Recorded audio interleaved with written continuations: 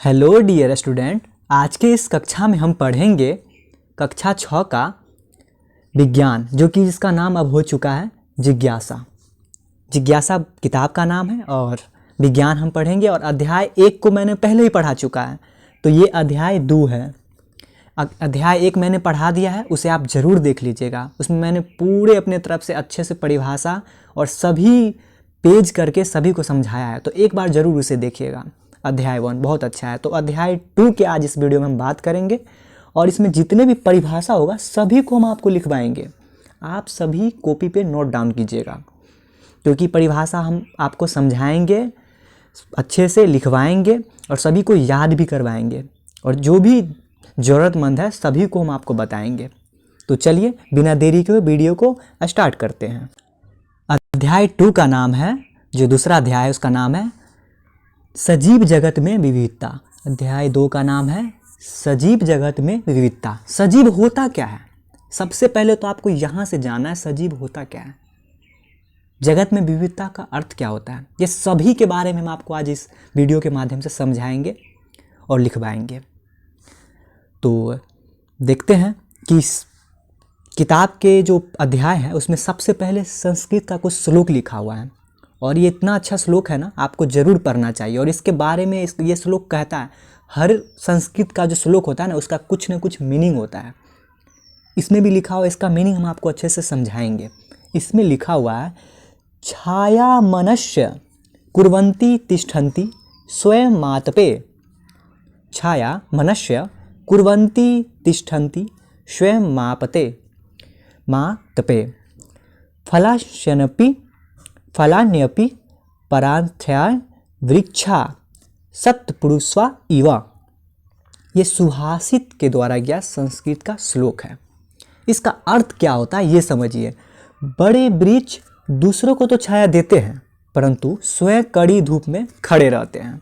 यानी कितना अच्छा सा लाइन लिखा हुआ है कि बड़े वृक्ष जो है वो दूसरे को सही में छाया देते हैं, लेकिन कितना कड़ी धूप में रहते हैं। आप उदाहरण के लिए ऐसे समझिए कि आपके माता पिता आपको पढ़ाते हैं, तो कितना मेहनत करके वो आपको पढ़ाते हैं कि आप पढ़ के कुछ अच्छे बनेंगे, आप पढ़ाई को समझेंगे, तभी तो आप अपने पेरेंट्स को बताएंगे कि हमने ये पढ़ के दिखाया, हमने ये किया।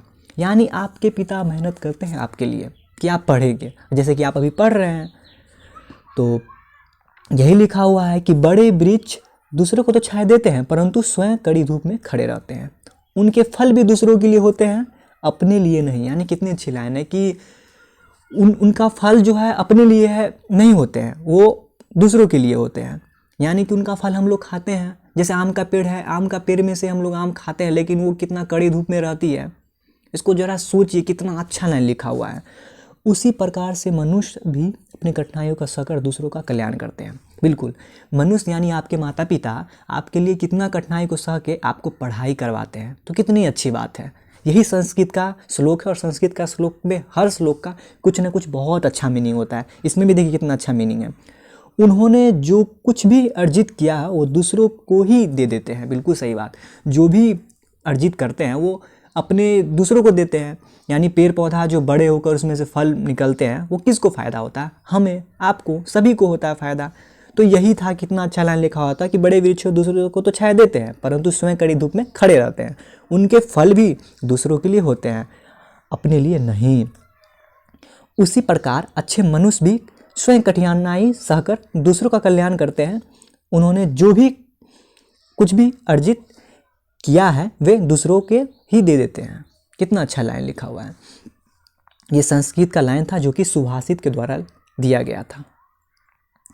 तो आप बुक तो निकाल चुके होंगे, बुक अध्याय 2 निकाले होंगे, अपने पास रखे होंगे, तो आपको ये दिख गया होगा अच्छे से। तो इसका मीनिंग आप समझ जरूर गए होंगे, आशा करता हूँ।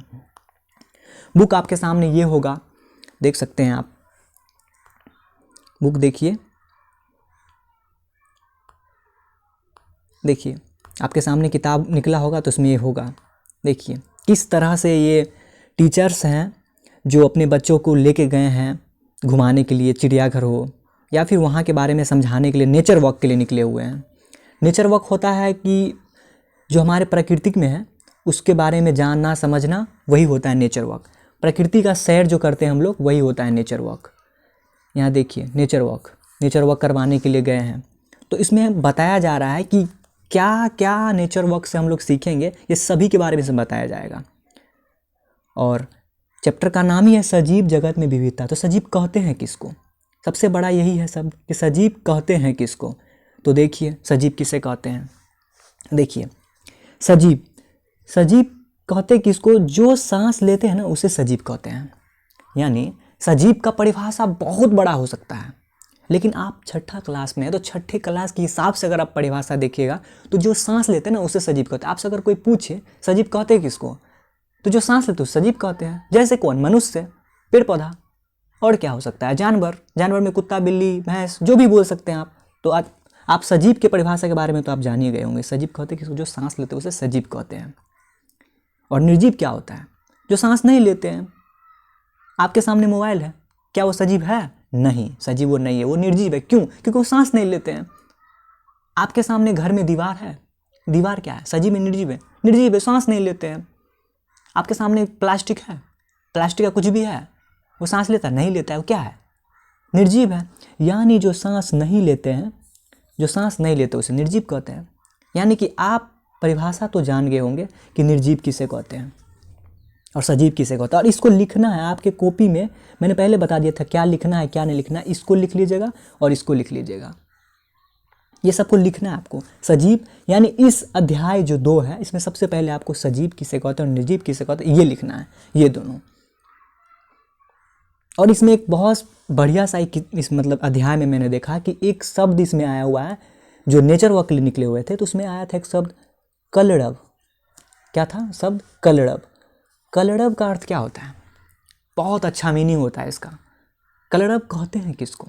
यानी एक स्टूडेंट कितना अच्छा ये सोच रहा है कि वाह ये कितना आश्चर्यजनक है कि प्रत्येक पक्षी का अपना विशिष्ट कलरव होता है। ये कलरव का अर्थ क्या होता है? कलरव का अर्थ होता है सुंदर आवाज़, पक्षियों की मीठी बोली। जो सुबह सुबह आप उठते हैं, चिड़िया चहचहाती है, जो भी कौवा कह के जो काँव काँव करते हैं, ये क्या है? ये पक्षी का कलरव है। इसी को तो कलरव कहा जाता है।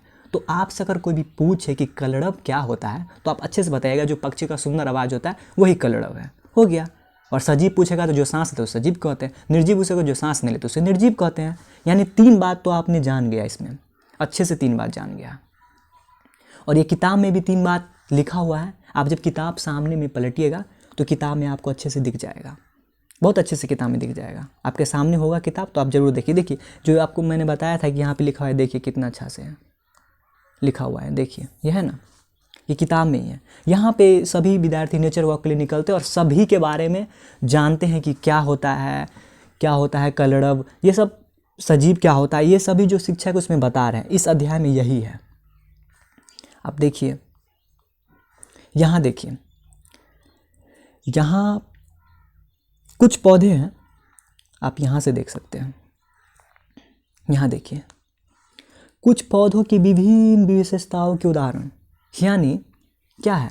देखिए घास, तुलसी का जो होता है पौधा, गुड़हल, ये सब में क्या अंतर आपको दिखता है? किसी में दिखता है पत्ता बड़ा, किसी में पत्ता छोटा, किसी का जड़ पतला, किसी का जड़ मोटा। ये सब क्या है? उसका विशेषता है। तो कुछ विशेषता आपके बुक में किताब में लिखा हुआ है, ये देख लीजिए आप, कितना अच्छा से लिखा हुआ है कि आपने देखा होगा कि पौधों विभिन्न प्रकार की विशेषताएं पाई जाती है। जैसे क्या सब हो सकता है? जैसे लंबा और अथवा छोटा, कठोर अथवा कोमल उसका तना हो सकता है। तना क्या है? देखिए ये जो देख रहे हैं ना, ये जो देख रहे हैं, ये सब देख रहे हैं, तना है इसका, और कुछ नहीं, ये तना ही है। तो सभी में सब तरह का तना होता है। आप अपने सामने में पौधों सबको दिखेगा, किसी का तना पतला होगा तो किसी का मोटा होगा, किसी का कोमल होगा, किसी का कठोर होगा, इसी तरह से होता है। और क्या है?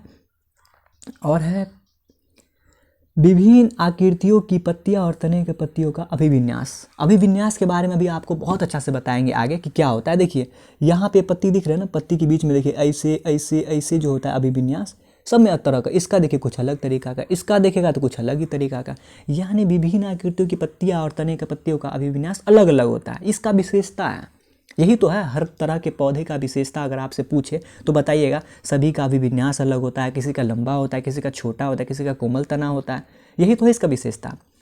और हाँ, एक अंत में बहुत अच्छा सा लाइन लिखा है जो आपको अच्छा से पता होगा, आपको बताने का जरूरत नहीं है कि फूलों के रंग देख रहे हैं, फूलों के रंग कितना सा लिखा हुआ है अंत में, फूलों के रंग। फूलों का जो रंग है, फूलों का रंग, आकार और सुगंध में भिन्नता, यानी कि फूल का रंग, आकार होता है और उसका सुगंध, हर फूल का तरह तरह का उसका सुगंध अपना होता है, उसको आप सुगंध से पहचान जाइएगा। और फूल से तो आपको अगर हाथ में फूल डाल दे तो आप पता कर लीजिए किस पौधा का फूल है। तो यही है इस पौधे का विशेषता क्या होता है, यही है। इसमें अगर आप चाहे तो इसे लिख सकते हैं, वरना आप इसे छोड़ भी दीजिए, कोई दिक्कत नहीं है, उतना है नहीं इम्पोर्टेंट। फिर भी आपको ये पता चल गया होगा कि पौधों में विशेषता किस प्रकार से होता है, किसी का तना बड़ा, किसी का तना कमज़ोर, सब तरह का फूल का रंग से पता कर लीजिएगा उसकी विशेषता, उसका अंतर क्या होता है, यही है और कुछ भी नहीं है। और जब किताब पलटिएगा तो वहाँ पे आपको दिखेगा वृक्ष, झाड़ी और शाख। ये सभी के बारे में आपको जानना बहुत ही ज़रूरी है। क्या होता है, क्या होता है वृक्ष, वृक्ष क्या होता है, झाड़ी क्या होता है। देखिए कितना अच्छा से लिखा हो, ये मैंने किताब से ही फ़ोटो लिया है, ये और कहीं से नहीं लिया, आपकी ही किताब में ये फ़ोटो है। आप इसे पलट के अभी देख सकते हैं, अभी आप अगर खोलिएगा तो तुरंत आपको मिल जाएगा ये वृक्ष, झाड़ी और शाख। ये होता क्या है, वृक्ष होता क्या है, पहले अच्छे से समझिए वृक्ष क्या होता है।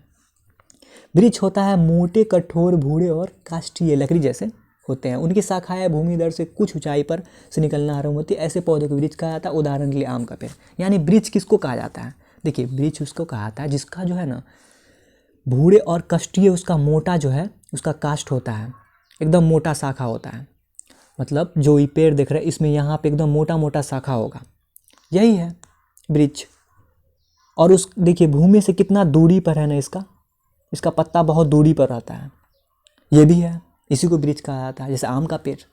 उसी तरह देखिए आप झाड़ी किसको कहा जाता है, जो भूमि के निकट शाखाओं के रूप में निकलती है। ये तने कठोर होते हैं लेकिन वृक्ष से तने जितने मोटे नहीं होते हैं, ऐसे पौधों को झाड़ी कहा जाता है। उदाहरण के लिए गुलाब का पौधा कितना अच्छा है। झाड़ी यानी कि देखिए जमीन से इसका दूरी बहुत ही कम है।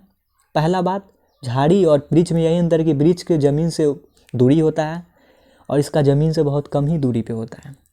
और इसका भी तना कठोर है, लेकिन पेड़ की तरह, ये जो वृक्ष की तरह नहीं होता है कठोर। ये तो है, यही अंतर है झाड़ी में और वृक्ष में। आपसे कोई पूछे तो तुरंत बताइएगा। एक होता है शाख।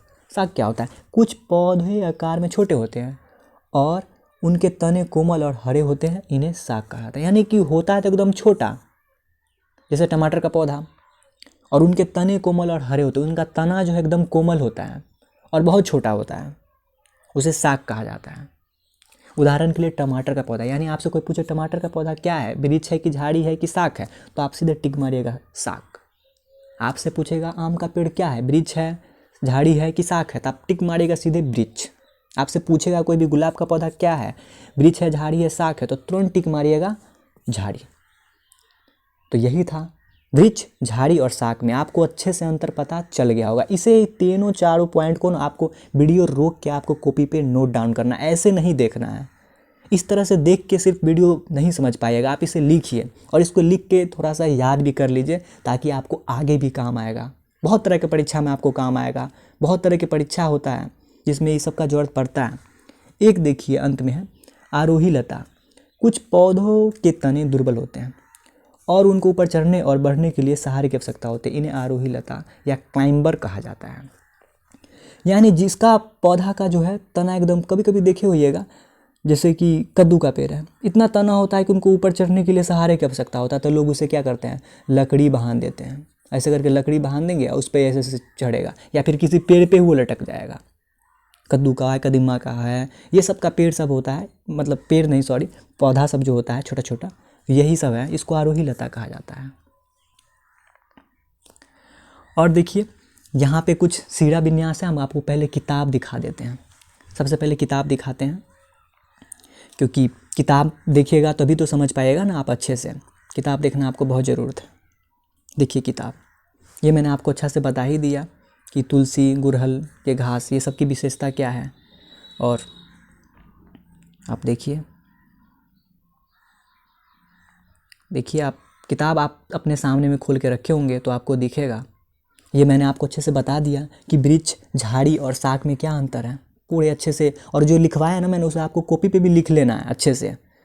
और यहाँ देखिए ये पत्ती को देख रहे हैं ना, इसमें आप पहले ही हम आपको बता दिए थे कि विन्यास क्या होता है। विन्यास के बारे में आपको आगे बताएंगे, वही विन्यास है। सबसे पहले तो आप सीढ़ा समझिए। देखिए सीरा, सीरा जो होता है जैसे कि कोई पौधा है, पौधे के पत्ती है, पत्ती में जो देखिए ये सब जो है सब ऐसा रहता है ना, लकीर, रेखा, ये रेखा क्या है? यही तो है सीरा। ये क्या है? सीरा है, यही तो है सीरा। तो सीरा आप अच्छे से समझ गए होंगे, उसी को सीरा विन्यास कहा जाता है। जो पैटर्न बढ़िया बढ़िया सा पैटर्न दर्शा रहा है, देखिए कितना अच्छा से दर्शा रहा है, ये सब क्या है? सीरा विन्यास। तो सीरा विन्यास 2 तरह का होता है। आप अभी जानेंगे कि सीरा विन्यास 2 तरह का होता है, कौन कौन होता है इसमें है अच्छे से। देखिए सीरा विन्यास होता है 2 तरह का, एक है जालिका रूपी सीरा विन्यास और एक है, देखिए, एक है समांतर सीरा विन्यास, एक है समांतर सीरा विन्यास। देखिए, यानी आपकी किताब में ये पेज नंबर 18 में कितना अच्छा से लिखा हुआ है कि सीरा विन्यास क्या होता है, सीरा विन्यास कितने प्रकार का होता है। देखिए सीरा के मतलब आप तो अच्छे से जान गए होंगे, और सीरा विन्यास 2 प्रकार के होते हैं, जालिका रूपी सीरा विन्यास और समांतर सीरा विन्यास। और दोनों का परिभाषा आपको मैं अच्छे से लिखवाता हूँ, आप अभी कॉपी निकाल के लिख लीजिएगा। ये देखिए परिभाषा दोनों का। देखिए सीरा विन्यास क्या होता है, कितना अच्छा से सीराओं द्वारा दर्शाए गए पैटर्न को सीरा विन्यास कहते हैं। यहाँ देख सकते हैं आप, ये सब क्या है? सीरा विन्यास है। और 2 तरह का होता है, अभी मैंने बता दिया है। यहाँ देखिए, जालिका रूपी सीरा विन्यास पत्तियों में मोटी मध्य सिरा के दोनों ओर सिराओं का एक जाल जैसा पैटर्न होता है, इसे जालिका रूपी सीरा विन्यास के। पत्तियों में मोटी मध्य, यानी कि मोटी, ये देखिए कैसे लंबा लंबा पत्ता है ना, तो ये नहीं हो सकता जालिका रूपी। ये देखिए कैसे मोटी है, इस तरह का पत्ता आपको बहुत सारा दिख जाएगा आसपास, आप एक बार जाके देखिएगा, आपको दिख जाएगा। तो ये क्या है? जालिका रूपी। एक होता है समांतर सीरा विन्यास, यानी कि जिसका बीच का है ना एकदम लंबा सा होगा। ये सब क्या है? ये सब समांतर का उदाहरण है। देख सकते हैं ना, 21 का केले का पत्ता आप तो देखे होंगे, गुड़हल का पत्ता देखें जो फूल होता है उसका देखें, उसका देखिएगा एकदम से जालिका रूपी होता है, और ये समांतर होता है सीरा विन्यास। और आप घास की देखे हुए, घास का पत्ती, या फिर आप गेहूँ धान ये सब का देखें पत्ती, ये सब क्या है? समांतर सीरा विन्यास का उदाहरण है।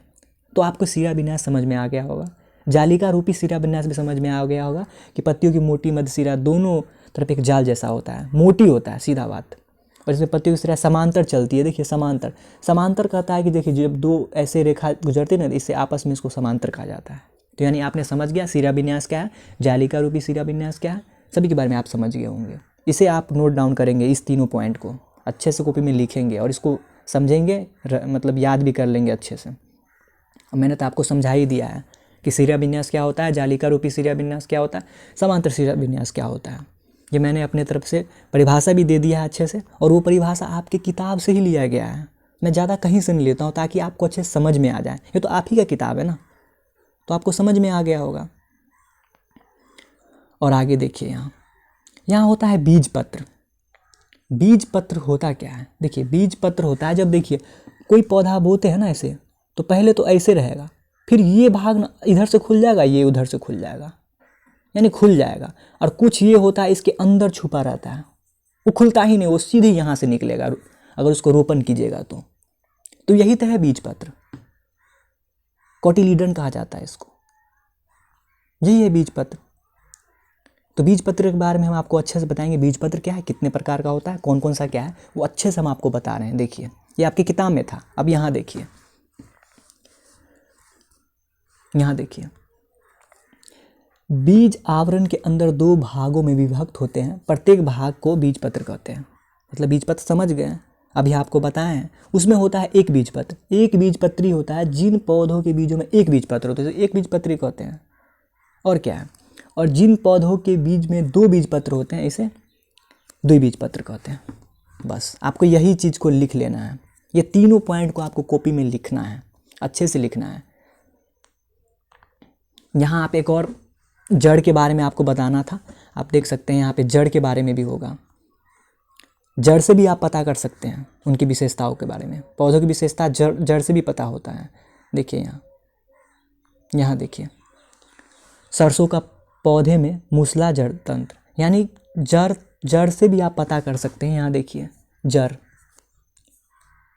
जकड़ा जड़ क्या होता है और मूसला जड़ क्या होता है, ये भी मैंने अच्छे से स्लाइड में बना लिया, आप देख सकते हैं जड़ के प्रकार, जड़ क्या होता है। यहाँ देखिए यहाँ देखिए सरसों के पौधे का मूसला जड़ तंत्र देख रहे हैं, जड़ कैसे है, सीधा ऐसे से जा रहा है। और वही देखिए आप समान घास होता है उसका ऐसे ऐसे बहुत ज़्यादा एकदम जड़, जब उसको उखाड़ेगा तो बहुत ज़्यादा उसमें जड़ होगा। तो ये क्या है, ये एक प्रकार का रेशेदार जड़ है। तो यानी जड़ दो प्रकार के, ये आपको कॉपी पे लिखना है, ये भी लिखना है। जिससे छोटी छोटी पार्श्व निकलती है ऐसी जड़ों को मूसला जड़ कहते हैं।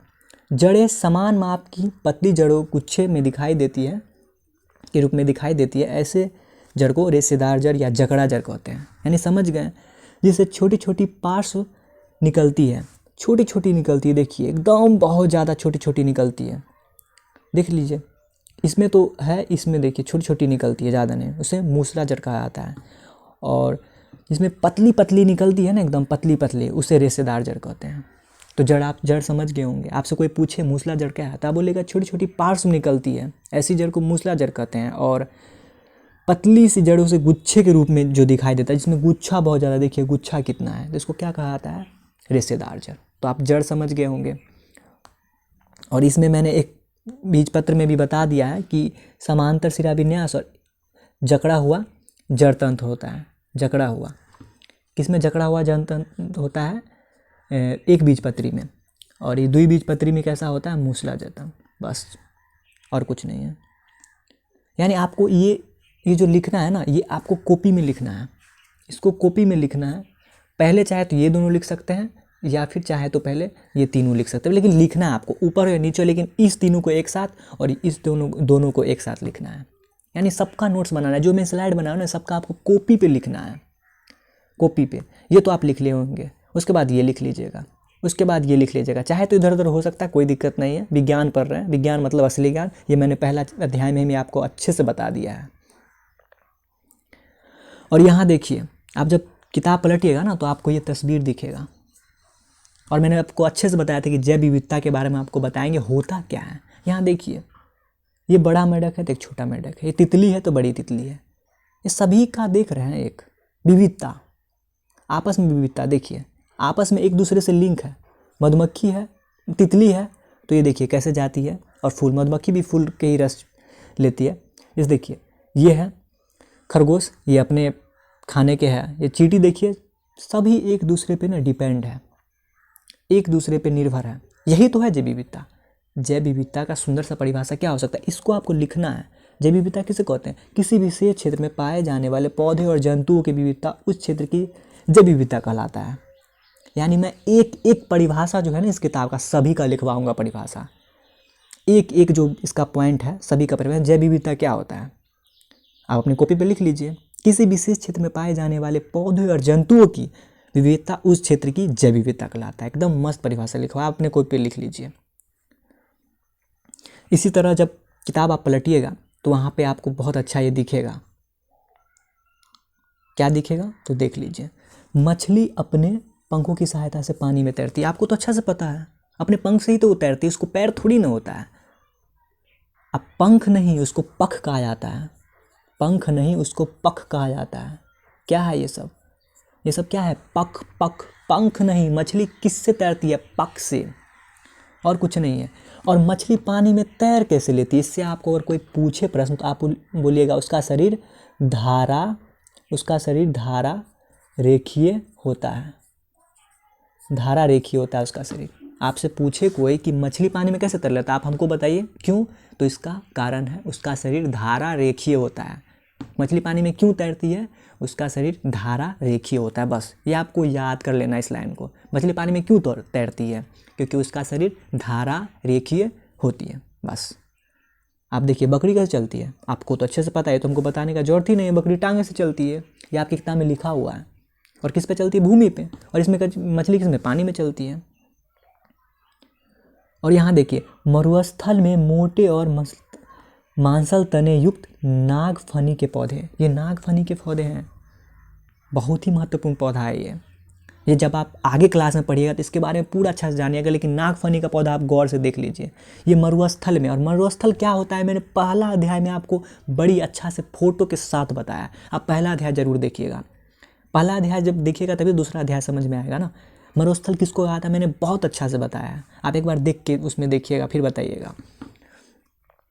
इसको रोटोड्रम कहा जाता है। ये देखिए, ये पौधा बहुत अच्छा दिखने में, इसकी क्या क्या विशेषता देखिए, कितना अच्छा है। ये आपकी किताब में है, इसके बारे में आप जानिएगा, ये कहाँ पे कैसे है, कहाँ पे पाया जाता है, ये अच्छे से आप अपनी किताब में देख लीजिएगा। ये पौधा है। पर्वतीय क्षेत्र में देवदार वृक्ष, देवदार वृक्ष क्या होता है आप अच्छे से भूगोल में पढ़िएगा। अभी जो आप छठा सातवां आठवां में आगे जाएगा तो अच्छे से पढ़िएगा देवदार का वृक्ष क्या होता है। आप बस फोटो देख लीजिए, फोटो ढंग से देख लीजिए। आपसे पूछेगा कैसे, कौन सा वृक्ष है ये, देवदार का वृक्ष है। आपसे पूछेगा क्या है ये, तो आप तुरंत बोलिएगा कि ये नागफनी के पौधे हैं, बस यही है। और देखिए, आपको जो कॉपी में अब लिखना है, आप स्टार्ट करना है। इस जो अध्याय में बहुत ज़्यादा महत्वपूर्ण शब्द सब जो उसका परिभाषा जो आपको लिखना है, मैंने बताया था आपको लिखवाऊंगा, तो ये पहला लिखिएगा। मतलब इससे पहले तो आप लिखे ही होंगे, इसे भी लिखना है कि अनुकूलन क्या है।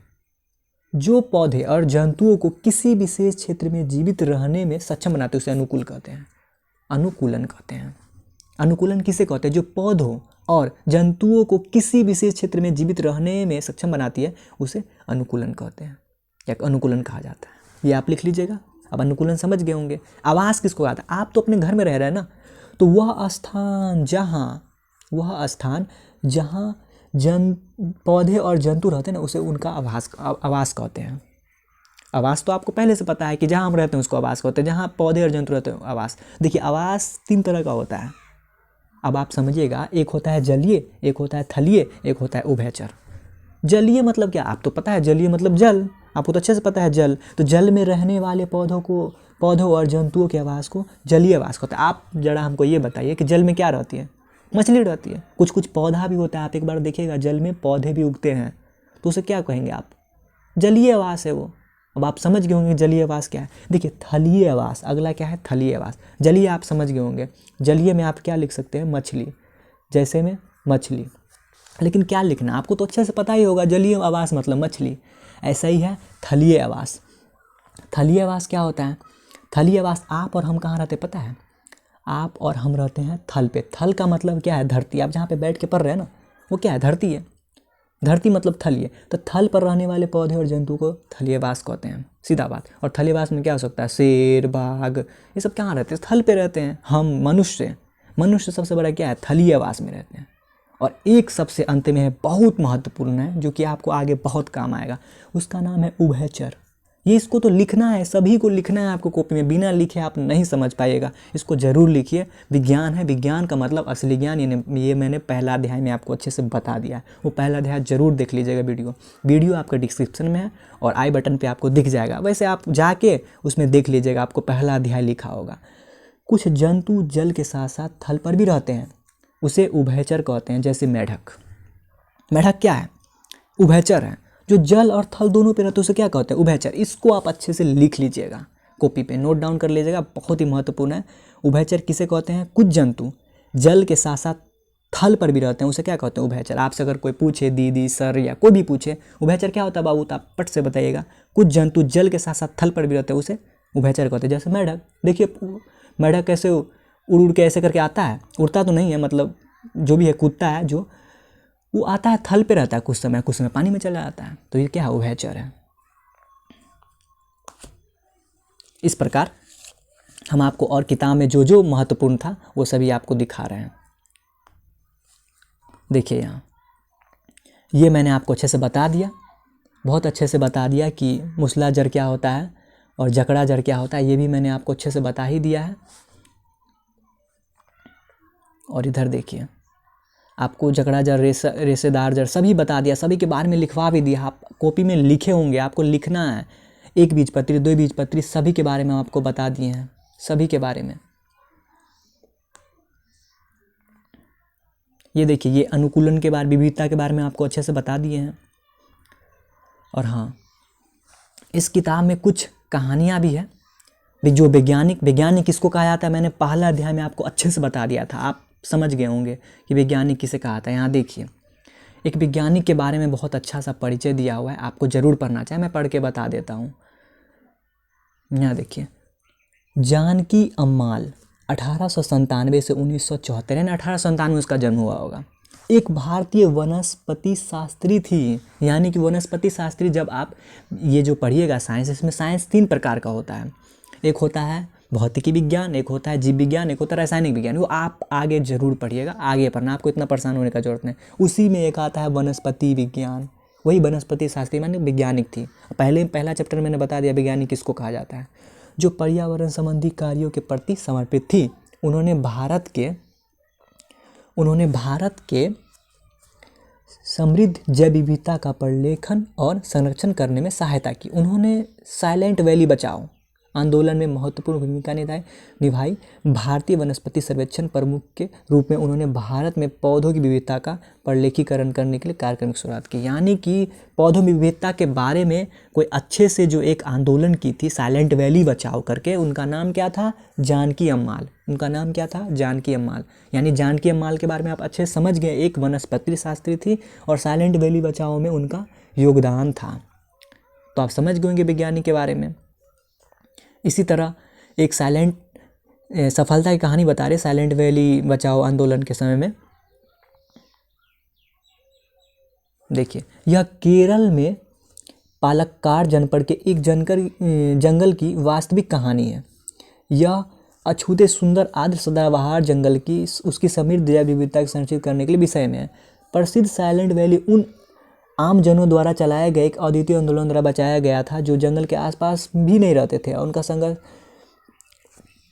कुंतीपुड़ा नदी के समीप एक जल विद्युत बांध प्रस्ताव के विरुद्ध 10 वर्षों तक जारी रहा। उस समय लोगों ने व्यापक जागरूकता कार्यक्रम, संपादकों को पत्र, समाचार पत्रों के लेख, सेमिनार और अंत में न्यायालय में याचिकाएं, अपील सहित संभव उपलब्ध साधनों का उपयोग किया। इस प्रकार यह आंदोलन साइलेंट वैली बचाने की सफल रहा बचाने में। यानी कि साइलेंट वैली बचाओ आंदोलन क्या था, यानी ये जैव विविधता से संबंधित था। ये आपको बस जानना है। ये भी मैंने बता दिया। मछली क्यों तैर जाती, क्योंकि उसका शरीर धारा रेखीय होता है, ये मैंने बता दिया था। ये भी मैंने बता दिया था कि नागफनी के पौधे, ये आपकी किताब में है, आप किताब पलट के भी देख रहे होंगे मेरे साथ। और ये देखिए अंत में, ये बहुत अच्छा लाइन है, ये जरूर देखिएगा आप। ये देखिए, राजस्थान के गर्म मरुस्थल में वाला ऊँट। मरुस्थल के बारे में आपको पहला अध्याय में जरूर बताए थे अच्छे से। देखिए इसका ऊँट देखिए, और वही ऊँट को देखिए आप लद्दाख में, वही ऊँट को लद्दाख में रहने वाले ऊँट को देखिए। दोनों में अंतर आपको समझ आ रहा है, क्योंकि लद्दाख जो है ना पूरा सबसे भारत का ठंडा स्थान है, वहाँ बहुत ज़्यादा ठंडा है। और सबसे गर्म स्थान मरुस्थल। आपसे कोई पूछे सबसे गर्म स्थल कहाँ है, मरुस्थल। कहाँ है मरुस्थल, राजस्थान में। आपसे पूछे सबसे ठंडा स्थल कहाँ है, लद्दाख में। वहाँ का और यहाँ का ऊँट के खूर में देखिए अंतर है, बहुत अंतर है इसके खूर में। किसी का मोटा है तो किसी का पतला है। तो यानी सबसे ठंडा स्थान कहाँ है, लद्दाख, और सबसे गर्म राजस्थान। बस यही आपको जानना है। ऊँट को ज़्यादा देखना नहीं है, क्योंकि ऊँट इसलिए इतना मोटा वहाँ दिख रहा है क्योंकि वहाँ ठंड से बचने के लिए उसके शरीर को कवर किया गया है। वो करता है, सजीव का लक्षण है ये। सजीव किसे कहते हैं वो भी मैंने बता दिया है। रोडोडेंड्रन का पौधा जो है, रोडोडेंड्रन का, वो भी मैंने बता दिया है। अनुकूलन क्या होता है वो भी बता दिया, आवास क्या होता है वो भी बता दिया है। एक वैज्ञानिक थे सलीम अली, जो पक्षियों में विविधता अवलोकन करने के लिए पूरे भारत में यात्रा की। उन्होंने सभी पक्षियों को सूची तैयार की और उसमें यात्रा मार्गों के आवासों में परिलिखित किया। उन्होंने पक्षियों के अत्यधिक विविधता वाले क्षेत्रों में अंकित किया और उन क्षेत्रों में संरक्षण उपाय किए। केवलादेव राष्ट्रीय उद्यान कहाँ है, भरतपुर राजस्थान में। आपसे कोई पूछे केवलादेव राष्ट्रीय उद्यान कहाँ है, तो भरतपुर राजस्थान में। केवलादेव राष्ट्रीय उद्यान कहाँ है, भरतपुर राजस्थान। रंगनाथिट्टू पक्षी अभयारण्य मांड्या कर्नाटक में। ऐसे संरक्षण के उदाहरण हैं जिन्होंने भारतीय उपमहाद्वीप के पक्षियों के 10 खंडों के ऐसे ऐतिहासिक पुस्तक श्रृंखला लिखा। उन्हें भारत का पक्षी पुरुष, वर्ल्ड मैन ऑफ इंडिया, यानी कितना अच्छा लाइन है, भारत का पक्षी पुरुष किसे कहा जाता है। आपसे कोई पूछे कि भारत का पक्षी पुरुष किसे कहा जाता है, वर्ल्ड मैन ऑफ इंडिया किसे कहा जाता है, उनका नाम है सलीम अली के रूप में जाना जाता है। यानी आपसे अब पूछे कोई, इन्हें पद्म विभूषण एक प्रकार का पुरस्कार है जो कि 1976 में इनको दिया गया था। यानी आपसे इसमें से पढ़ने से हमको क्या फ़ायदा है, इससे पढ़ने से फ़ायदा होगा कि सलीम अली को वर्ल्ड मैन ऑफ इंडिया यानी कि भारत का पक्षी पुरुष कहा जाता है। भारत का पक्षी पुरुष किसे कहा जाता है, सलीम अली को। और आपसे सीधे पूछे कि केवलादेव राष्ट्रीय उद्यान कहाँ है, तो राजस्थान बोलिएगा। ऐसे बोलेगा रंगनाथिट्टू पक्षी अभयारण्य कहाँ है, तो आप बताएगा कर्नाटक में है। यहाँ लिखा हुआ है, आपको बस समझना है इसे। ये आगे भी काम आएगा, लेकिन आपको बस समझना है, इसको लिखना नहीं है। थलीय आवास मैंने लिखवा दिया, जलीय आवास, उभयचर सभी लिखवा दिया। और यहाँ देखिए भारत में यहाँ देख सकते हैं भारत में बंगाल बाघ, चीता और गोंडवाना ग्रेट इंडियन ब्रशर्स की संख्या मानवीय विविधता द्वारा कई आवासीय क्षति के कारण घट गई है। मतलब ये चीता के बारे में आपको बता रहे हैं कि चीता जो क्या बोलते हैं परियोजना है, बाघ परियोजना 1973, बाघ परियोजना का संरक्षण कब से स्टार्ट हुआ? 1973 से। बस ये आपको याद करना है सीधा। चीता पुनर्वास परियोजना कब से स्टार्ट हुआ है? 2022, ये हाल ही में स्टार्ट हुआ है। तो आपसे कोई पूछे कि बाघ परियोजना, प्रोजेक्ट टाइगर जिसको कहा जाता है, वो कब से प्रारंभ हुआ? तो 1973 से। बस यही देखना है और कुछ नहीं। एक शब्द है बहुत बढ़िया है जो आपको जानना है, पवित्र उपवन। पवित्र उपवन वह आबादित वन क्षेत्र है जिनका आकार बहुत छोटे से बहुत कितना बड़े तक हो सकता है। बस यही है। मतलब कोई जंगल है ना, वो छोटा है बड़ा है, इसको क्या कहा था? पवित्र उपवन। इंग्लिश में इसको सेक्रेड ग्रोव्स कहा जाता है। बस और कुछ नहीं, यही जानना है इसमें। और एक देख सकते हैं पश्चिमी घाट का एक पवित्र उपवन का फोटो भी दिया गया है। पवित्र उपवन आप समझ गए होंगे कि छोटा या बड़ा जो हो सकता है ना जंगल क्षेत्र, वही है पवित्र उपवन और कुछ नहीं है। और इस प्रकार से मैंने अध्याय में पूरे के पूरे बातों को, एक एक बातों को लिखवाया, समझाया और आपको नोट्स अच्छे से प्रिपेयर करवाया है। आशा करता हूँ कि आपने नोट्स ज़रूर बना लिए होंगे। तो एक एक पॉइंट देखते हैं कि आप इसमें क्या क्या जाने हैं। अनुकूलन जान गए, आप लिखे होंगे कॉपी पे। उभयचर भी जान गए, जलीय भी जान गए, जैव विविधता भी जान गए, बीजपत्र भी जान गए, द्विबीजपत्री पौधे भी जान गए, रेशेदार जड़ भी लिखा दिया, आवास भी लिखा दिया, एक बीजपत्री लिखा दिया, समांतर शिरा विन्यास लिखा दिया, जालिका शिरा विन्यास, पवित्र उपवन अभी जस्ट हम आपको बताया। झाड़ियाँ तो आपको ऐसे ही पता है, मूसला जड़ आपने लिख लिया, थलिए भी लिख लिया, वृक्ष भी लिखा। यानी मैंने अपने तरफ से सभी का परिभाषा भी आपको दिया है।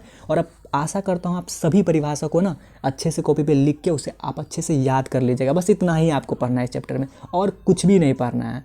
यही आपको आगे काम आएगा। इसमें कहानी बहुत है रामू सामू का, आप देख सकते हैं, लेकिन जो मैंने लिखवाया ना वही आप परिभाषा लिख के याद कर लीजिए। उतना ही आपको हर परीक्षा में भी आएगा। और अच्छे से पढ़ लीजिएगा तो आपको हर जगह काम आएगा। यहाँ पर कुछ बिंदु लिखा हुआ है, आप देख सकते हैं। यहाँ पे कुछ सारांश है, ये आप अपने तरफ से पढ़ लीजिएगा। जो मैंने बताया ना वही बात को इधर उधर करके इसमें लिखा हुआ है। बस यही आप इसे पढ़ लीजिएगा अच्छे से।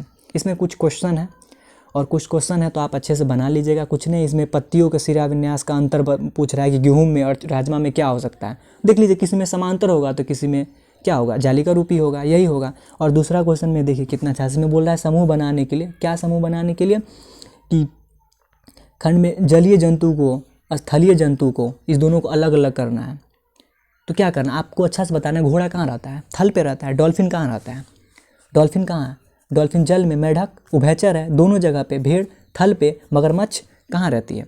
मगरमच्छ जल में भी और थल में भी, यानी उभयचर है। गिलहरी कहाँ? थल पे रहता है, यानी थल ये है। यानी यही का आपको एक सूची बनाना है। यहाँ पे लिख देना है थल, यहाँ पे लिख देना है जल, और ऐसे करके यहाँ पे लिखना है उभयचर। और जिसके जहाँ पे जो नाम आएगा वहाँ लिख दीजिएगा। यानी दूसरा क्वेश्चन आपका बन गया। इसी तरह आप क्वेश्चन बना लीजिएगा। क्वेश्चन ज़्यादा टफ नहीं होता है, ज़्यादा भारी नहीं होता है। जो आपको जरूरत था मैंने अच्छे से समझा दिया है। मैंने अपने तरफ से पूरा बताने की कोशिश किया है। अगर आपको वीडियो कैसा लगा, आपको वीडियो बहुत अच्छा लगा तो आप कमेंट कीजिए, लाइक कीजिए और चैनल को सब्सक्राइब कर दीजिए। मैं हर चैप्टर को, जितना विज्ञान का चैप्टर है मैंने सभी को कवर करूँगा और सभी का परिभाषा दूंगा और सभी के बारे में अच्छे से समझाऊँगा। ओके, तो आप बंद करते हैं सेशन आज का। मिलते हैं अगली वीडियो में, तब तक के लिए धन्यवाद। ओके।